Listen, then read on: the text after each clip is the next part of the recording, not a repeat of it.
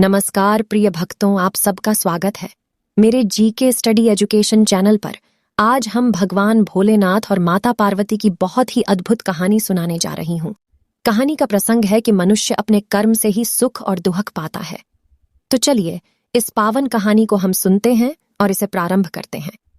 एक बार माता पार्वती ने भगवान शिव से कहा कि प्रभु, मैंने पृथ्वी पर देखा है कि जो व्यक्ति पहले से ही अपने दुखी है, आप उसे और ज्यादा दुख प्रदान करते हैं, और जो सुख में है आप उसे दुख नहीं देते हैं। भगवान शिव ने इस बात को समझाने के लिए माता पार्वती को धरती पर चलने के लिए कहा और दोनों ने इंसानी रूप में पति पत्नी का रूप लिया और एक गांव के पास डेरा जमाया। शाम के समय भगवान ने माता पार्वती से कहा कि हम मनुष्य रूप में यहाँ आए हैं, इसलिए यहाँ के नियमों का पालन करते हुए हमें यहाँ भोजन करना होगा। इसलिए मैं भोजन सामग्री की व्यवस्था करता हूँ, तब तक तुम भोजन बनाओ। भगवान के जाते ही माता पार्वती रसोई में चूल्हे को बनाने के लिए बाहर से ईंटें लेने गईं और गांव में कुछ जर्जर हो चुके मकानों से ईंटें लाकर चूल्हा तैयार कर दिया।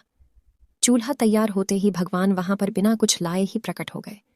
माता पार्वती ने उनसे कहा कि आप तो कुछ लेकर ही नहीं आए, भोजन कैसे बनेगा? भगवान बोले, पार्वती, अब तुम्हें इसकी जरूरत नहीं पड़ेगी। भगवान ने माता पार्वती से पूछा, तुम चूल्हा बनाने के लिए इन ईंटों को कहां से लेकर आईं?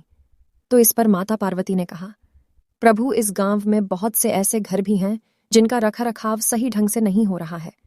उनकी जर्जर हो चुकी दीवारों से मैं ईंटें निकाल कर ले आई। भगवान ने फिर कहा, जो घर पहले से खराब थे तुमने उन्हें और खराब कर दिया। तुम ईंटें उन सही घरों की दीवार से भी तो ला सकती थी।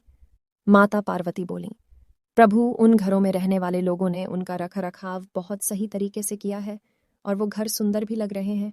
ऐसे में उनकी सुंदरता को बिगाड़ना उचित नहीं होता। भगवान बोले, पार्वती, यही तुम्हारे द्वारा पूछे गए प्रश्न का उत्तर है। जिन लोगों ने अपने घर का रखरखाव अच्छी तरह से किया है, यानी सही कर्मों से अपने जीवन को सुंदर बना रखा है, उन लोगों को दुख कैसे हो सकता है? मनुष्य के जीवन में जो भी सुखी है वो अपने कर्मों के द्वारा सुखी है, और जो दुखी है वो अपने कर्मों के द्वारा दुखी है। इसलिए हर एक मनुष्य को अपने जीवन में ऐसे ही कर्म करने चाहिए जिससे कि इतनी मजबूत व खूबसूरत इमारत खड़ी हो कि कभी भी कोई भी उसकी एक ईंट भी निकालने ना पाए।